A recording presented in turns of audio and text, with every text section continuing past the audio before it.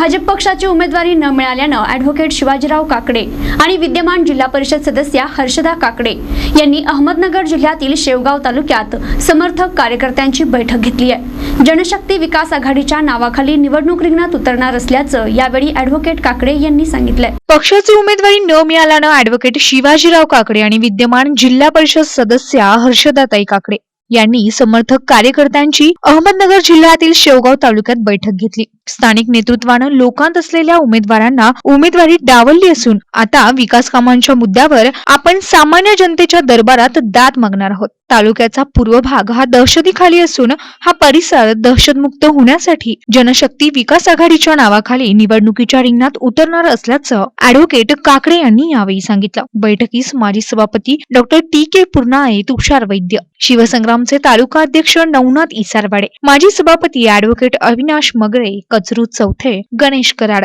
बाजार समितीचे माजी सभापती गहिनीनाथ कातकडे, केदारेश्वरचे माजी संचालक बाळासाहेब फुंदे, हसनापूरचे माजी सरपंच अर्जुन ढाकणे, मनोज झिरपे, सुरेश चौधरी, गंगा खेडकर, संपत ढाकणे यांच्यासह असंख्य कार्यकर्ते उपस्थित होते। खरं तर सोमवारी आम्ही